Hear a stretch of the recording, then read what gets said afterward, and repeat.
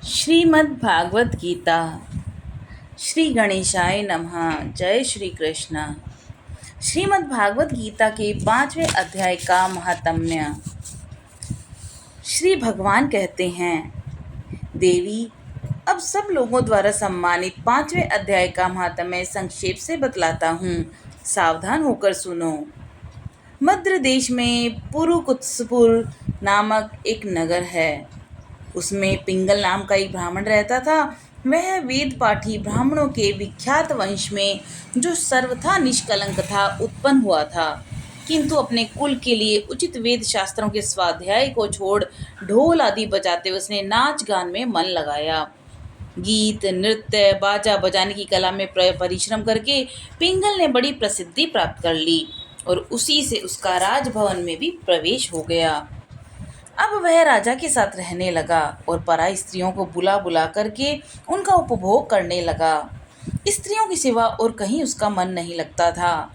धीरे धीरे अभिमान फट जाने से उच्छृंग होकर वह एकांत में राजा से दूसरों के दोष बतलाने लगा। पिंगल की एक स्त्री थी जिसका नाम था अरुणा। वह नीच कुल में उत्पन्न हुई थी और कामी पुरुषों के साथ विहार करने की इच्छा से सदा उन्हीं की खोज में घूमा करती थी। उसने पति को अपने मार्ग का कंटक समझकर एक दिन आधी रात में घर के भीतर ही उसका सिर काटकर मार डाला और उसकी लाश को जमीन में गाड़ दिया। इस प्रकार प्राणों से वियुक्त होने पर वह यमलोक में पहुंचा और भीषण नरकों का उपभोग करके निर्जन वन में गिद्ध हुआ। अरुणा भी भगंदर रोग से अनेक अपने सुंदर शरीर को त्याग कर घोर नरक को भोगने के पश्चात उसी वन में शूकी हुई।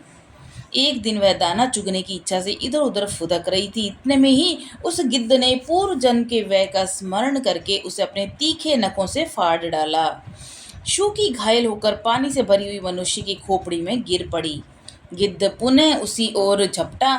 इतने में ही जाल फैलाने वाले बहेलिये ने उसे भी बाणों का निशाना बनाया और उसकी पूर्व जन्म की पत्नी शूकी उस खोपड़ी के जल में डूबकर प्राण त्याग चुकी थी। फिर वह क्रूर पक्षी भी उसी में गिरकर डूब गया। तब यमराज के दूत उन दोनों को यमराज के लोक में ले गए। वहां अपने पूर्वकृत पाप कर्म को याद करके दोनों ही भयभीत हो रहे थे। तदंतर यमराज ने जब उनके घृणित कर्मों पर दृष्टिपात किया, तब उन्हें मालूम हुआ कि मृत्यु के समय अकस्मात खोपड़ी के जल में स्नान करने से इन दोनों का पाप नष्ट हो चुका है।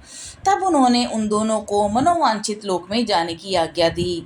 यह सुनकर अपने पाप को याद करते हुए वे दोनों बड़े विस्मय में पड़े और पास जाकर धर्मराज के चरणों में प्रणाम करके पूछने लगे, भगवान, हम दोनों ने पूर्व जन्म में अत्यंत घृणित पाप का संचय किया है। फिर हमें मनोवांछित लोकों में भेजने का क्या कारण है, बताइए। यमराज ने कहा, गंगा के किनारे वट नामक एक उत्तम ब्रह्मज्ञानी रहते थे। वे एकांत सेवी, ममता रहित, शांत, विरक्त और किसी से भी द्वेष न रखने वाले थे। प्रतिदिन गीता के 5वें अध्याय का जप करना उनका सदा का नियम था। 5वें अध्याय को श्रवण कर लेने पर महापापी पुरुष भी सनातन ब्रह्म ज्ञान का प्राप्त कर लेता है। उसी पुण्य के प्रभाव से शुद्ध चित्त होकर उन्होंने अपने शरीर का परित्याग किया था। गीता के पाठ से ही जिनका शरीर निर्मल हो गया था, जो आत्मज्ञान प्राप्त कर चुके थे, उन्हीं महात्मा की खोपड़ी का जल पाकर तुम दोनों पवित्र हो गए हो। अतः तुम दोनों मनोवांछित लोकों को जाओ, क्योंकि गीता के 5वें अध्याय का महात्म्य तुम दोनों शुद्ध हो गए हो। श्री भगवान कहते हैं, सबके प्रति समान भाव रखने वाले धर्मराज के द्वारा इस प्रकार बताए जाने पर वे दोनों बहुत प्रसन्न हुए और विमान पर बैठकर बैकुंठ धाम को चले गए। जय श्री कृष्ण।